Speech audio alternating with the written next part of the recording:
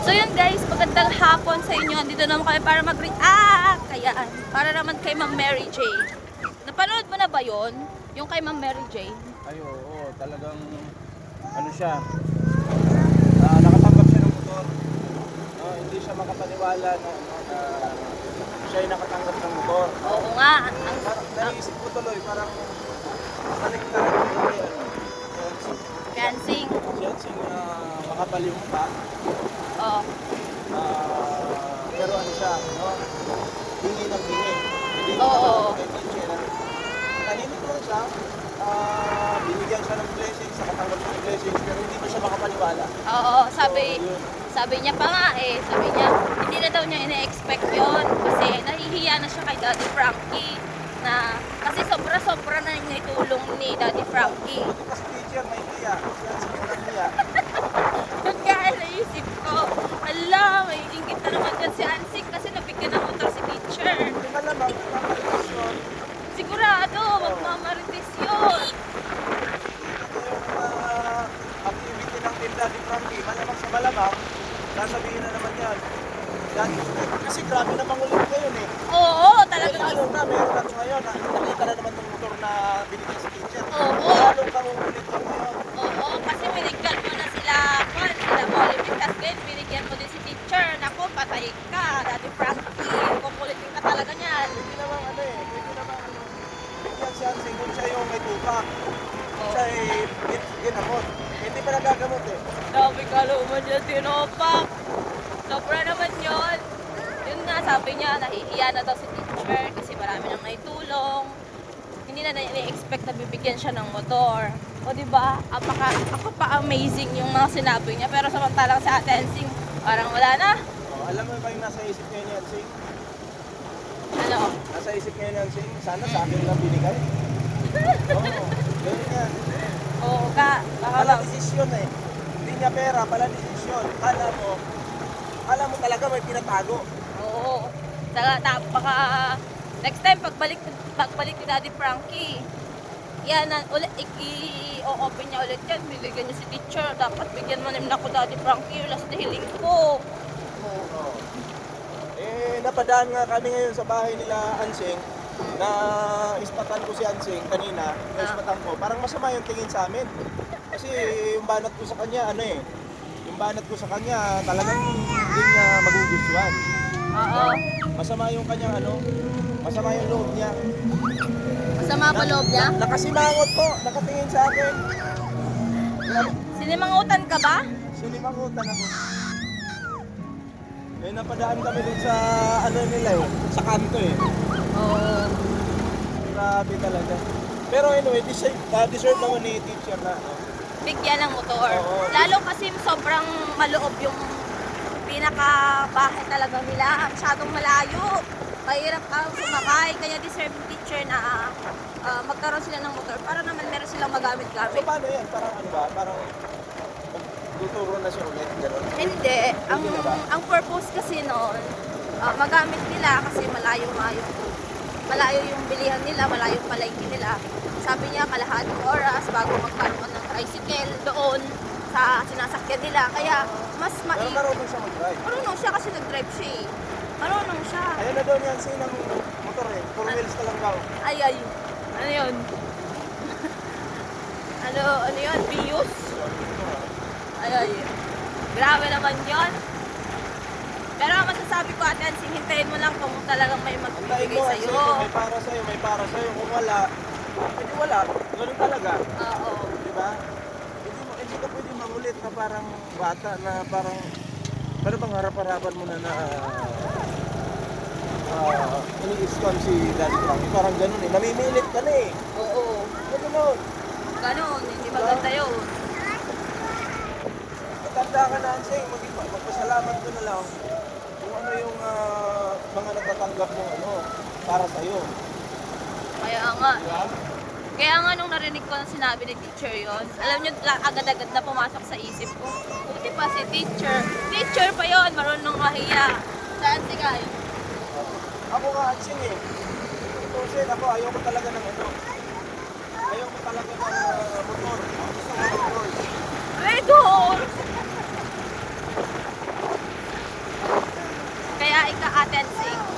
Yung ano lang yung, Saka pagdadaan naman kami sa inyo, huwag mo kami simangutan. yung, Lalo kami hindi makaka, ano yan, nakaka, makaka-pagbibigyan ng para sa'yo, di ba? Huwag mo kami simangutan. Sinisimangutan mo kami. sisimangot pa siya. Oo. Yun lang. Hindi ko kasi nakita kanina eh. Yung ano ko, yung vlog ko sa kanya. Yung reaction ko sa kanya. Ah, kaya galit siya sa'yo. Oo, nakaganyan mo. Kami ngayon guys eh, papalengke muna kami. Kaya dito na kami nag-react. Wala ka na po kasi. City Hall. Oo. May pupuntahan ko si BBM at magpapapogi siya ngayon. Pogi tayo para pagdating sa harapan ni Isko Moreno bukas. Pogi tayo. May sumisingit na bata dito. Oh, ano pa sasabihin natin kay Ate Ansing? Ano sasabihin mo pala kay teacher? Hindi si teacher naman. Okay naman kasi ano siya eh. Mabait naman siya at ano nga, hindi pa naman siguro totally magaling pero at least okay na eh, di ba? Ay, kung marinig mo lang yung... Mapapansin oo, yung... Hindi, alam mo, kaninang pinapanood ko si teacher, the way ng salita niya. Grabe, parang mapapaiyak ka sa mga sinasabi niya. Sa lahat na natulong nila Daddy Frankie, Oo. naitulong nila si Ma'am Marunong siyang ano, Michelle. marunong Marunong siyang siyang- tumanaw ng utang na loob. marunong siya magpasalamat Ah, at marunong siya magpahalaga Oo. sa Magpahalaga sa mga binibigay, binibigay. sa lahat ng tulong. Oo. Yun, ang sarap lang pakinggan na ganun yung isang tao. Pero yung ayoko yung yung ikaw na nag-i-insist, ikaw na yung maghihiling ka talaga sobra-sobra. Parang nakakahiya na yung ganun. Ako nahihiya ako sa ganun. Kasi i-stop muna. Feeling ko lang ano, i-stop niya yung sa ref. Kasi magkano rin naman yung ref. Puro na lang muna kasi mas mahal-mahal yun. Oo. Di ba? Oo nga naman kasi. Paano naman kasi makakapunta ng bayan si Oliver kung walang motor?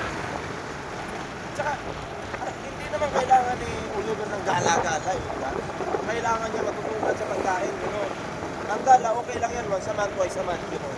Anong napansin mo nung kwan? Oo. Nung sinabi Daddy Frankie na ibabalik na si Oliver, anong napansin mo kay Ate Ansing? Parang ayaw niya. Bakit? Pero pag pera yung usapan, Ah, di ba? Gusto niya bawasan. Pero kay Oliver, parang ayaw niya kasi gusto niya parang ilayo yung bahay. oo. Gusto niya doon sa... malapit doon sa pinagpuluhan sa kanya dati. Ay, oo, doon. Pero parang Eh. ayaw talaga kung malapit. Eh, ang gusto naman Daddy Frankie doon sa malapit sa kanila. Buti na lang, pumayag naman si Kuya JJ. Okay, wala naman problema doon. Wala naman problema doon kay JJ. Si Hansing yung problema dito. Si Hansing yung... baga, masaway. Diba? Oo. Buti na lang mag-research yung babae yan. Oh. Buti na lang, sabi nga ni Daddy Frankie, buti na lang hindi nadagdagan. Buti na lang. Natatawa nga yung Daddy Frankie eh. Alam mo, si teacher, bago nila ibigay talaga yung tunay na motor, alam mo yung malaking motor nila doon, yung ginagamit ni Chano? Ay, yung big bike. Oo, yung big bike. Ngayon, sabi ni teacher, ay, talaga Daddy Frankie. Ay, grabe naman. Ang laki naman yan, Daddy Frankie. Ay, hindi ko naman kaya yan sa kayan. Sabi yung ganyan. Bigat yung big bike. Oo. Sana yung mas maliit lang, Daddy Frankie. Sabi, Oo. nasabi ba naman ni teacher kanina? Doon ako natawa. Bakit ko ako ginaganito, Daddy Frankie? Pero kung si Hansing yun, kukunin agad ah. Ah, oo. Kahit big bike pa yan, oh. Prank lang naman yung teacher. Pinapat ibilang kita, sabi Daddy Frankie. At sabi niya, bakit mo ako laging ginaganito? Bakit mo ako ginaganito, Daddy Frankie? Natawa ko dun. Ay, sila tao. Magpapagupit ako dyan, ma'am. Oo. Kaya ikaw, Ate Ansing, maging kwan ka na lang. Maging paghintay. At hintayin mo kung merong blessing. Katulad nun, nung nanghiling ka ng baboy, o binigay sa'yo, o dapat, naging kontento ka na lang doon. Patotoo lang, mahal ang baboy ngayon. O, di ka papasalamat doon, merong binigay sa'yo, hindi mo pinili. Samantalang kami, bumibili kami ng baboy, kamahal-mahal ng isang biek. O, dapat palaguin mo yun. Baka hindi siya nagsasalita ng ano yung nagdadalawang isip siya, nag-iisip. Oo. Ganun, panindigan mo talaga yan. Pag-aalaga mo. Oo, panindigan mo. Tsaka nakakaya kasi. Malay mo yung nagbigay, na-offend na sa'yo. Hindi mo alam. 'Di ba? Yung nagbigay sa'yo ng baboy, mamaya na-offend sa'yo. Hindi na, wala na. Ayaw na ka ng tutulungan. Nakakaya yung ganun. Advice lang namin sa'yo, huwag ka na masyadong nahiling ng kung ano-ano. Kung ano yung ibigay sa'yo. Kung ano na yung naibigay sa'yo. Makontento ka. Lagi naman sinasabi sa'yo ni Daddy Frankie, makontento ka. Oo. Pero parang hindi siya nakakontento eh. Kulang daw kasi. Hindi marunong mag-contento. Hindi tayo makaka-shortcut pala dyan. Oo, wala. Doon, diretso. Alam jowa, bawal ka lang. Walang jowa, wala naman dyan si Bawaw ah. Ay, Putol yung daan. o, sira po kasi yung daan doon, no? Lalagyan nila ng importan siguro. Eh, traffic pa naman po dito sa daan. Buti na lang, pan ngayon, linggo. Wala masyadong traffic. Pero pag may trabaho to, sigurado. So, ayun lang. Ano pa? Yun na nga, no? Hindi naman magbabago siya. Huwag mo na payuhan mo. Hindi na siguro magbabago din sa Ate Hansing. Pero, ang advice ko lang kay Ate Hansing, pag andyan na sa kanila si Kuya Oliver, tratuhin nyo na kapatid, alagaan nyo. Kasi hindi pa masyado magaling yon. Kaya, Iwan ko lang kung magkakaganon nga kasi ngayon pa nga lang, sabi niya doon na daw sa... Kasi sabi nga ni Roger, malinis naman daw siya eh. oo. Diba? Pero siya parang ayaw niya talaga. Siyempre, parang ayaw niya nang bumalik si Kuya Oliver dyan na parang, siyempre nga alagain, ganun. Ang alam niya siguro alagain pa rin. Diba? Basta more on pagkain lang naman yung mga yan. Tas, aruga, ayun, ituring na kapatid, kausapin ng mabuti, kausapin ng matiwasay, hindi yung sisigawan mo, magagalit ka, ganun. Hindi pwede yung ganun. Tsaka concern ko lang, paano pag may bahay na si Oliver? Hindi ko alam. Tapos, pinunaw ni Daddy Frankie ng mga ulam, bigas. Baka mamaya ako ninansin yan.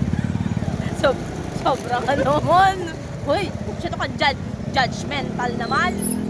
Nag-aalala lang ako ah. Ah, Nag-aalala lang ako. maubos ba? Baka isang linggo pa lang ubos na, gano'n. Baka po ulit eh. Wala akong tiwala. Pero sa palagay mo, yung 180,000, sapat na kaya yun para gumawa ng bahay? Kulang yan. Titingin ko kulang, no? Kulang. Siguro sa bahay, okay. Pero sa gamit siguro kulang yun, no? Mga gamit doon sa loob ng bahay. Mga hollow blocks. Kaya nga, mahal na. At saka mahal na ngayon. Libor pa lang, mahal ka rin. Hindi natin alam. Kulang yun. Kulang Kasi talaga. yung pinagawa nga natin bahay doon na, magkano yun? 100,000 plus? Oo, 100,000 yun. Well, hindi nga. Kulang-kulang nga yun. Oh, meron, hindi, yung bintana nga, sabot pa ni tatang yun, dala ng bayad ng labor yun eh. Si tatang nang gumawa ng bintana, Oo. oh.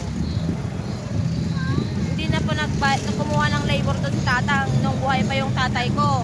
Yung pinagawa ng bahay, kung sino po nakakaalala doon sa pinagawa naming bahay na charity namin, hindi pa yung kompleto, wala pang pinto. Sila yung nag-sponsor nun, si Ma'am Sherry, no? Oo. Ano ba? Tsaka si Nanay Mirna, Oo, yun. oh, Sila po yung nagtulong-tulong para... mabuo yung bahay na yon. Pero at least, nabuo. Oo. Pero sabi ko nga sa inyo, kulang pa talaga yung 180,000. Kahit nga 200,000, kulang pa yan. Oh, eh, matagal na yun. Tumputis na ako noon, 2 years ago na po yun. Mura pa yung mga bilihin noon. Lalo na ngayon. Oh, lalo na ngayon. O, diba? May crisis pa. Oh, di mas masyadong mas mahal na ngayon. Magkano pa lang ang hollow block noon ata eh 7 pesos. Eh ngayon 11 na. Malamang si Hansing, nakita yun, nagkaingit na naman yun. Siguradong ay inggit talaga yun. Halata mo kay Hansing yung naiingit eh. Yung nangungulit siya. Oo. Inggitero talaga siya, no? Eh, baguhin niya yung sarili niya. Hindi pwedeng ganun. Ang pangit kasi nung naiinggit ka. Sobrang lala. Pangit talaga. Alam mo, kung naiinggit ka, Hansing, dapat gawin mo inspirasyon yung kainggitan mo, yung inggit mo sa sarili, gawin mo inspirasyon para naman ma-inspire ka sa kinaiingitan mo. Kunwari, gusto mo, mag-ipon ka para mabili mo yung gusto mo.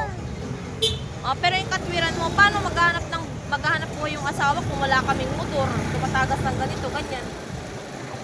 Hindi mo pwedeng Hindi pwede yun. hulaan yung hinaharap. May solusyon at may solusyon dyan. Hindi pwede yung gano'n, Ate Ansing. Hindi talaga pwede yung gano'n. Irarason mo kay Daddy Frankie, kaya ang dami sa'yong nagalit eh.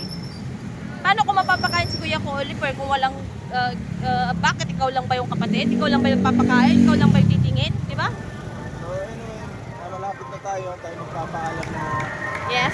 At nandito na kami sa bayan. Ayan, so maraming salamat po sa mga sumama sa atin. Nakinig sa aming reaction. Kahit na nakibayahe kami. At may kasama kaming makulit na bata. Ayan, huwag kalimutan i-share ang ating video, like, Subscribe. subscribe. So maraming salamat po mga pingat po lahat at magandang araw po sa inyo. Bye.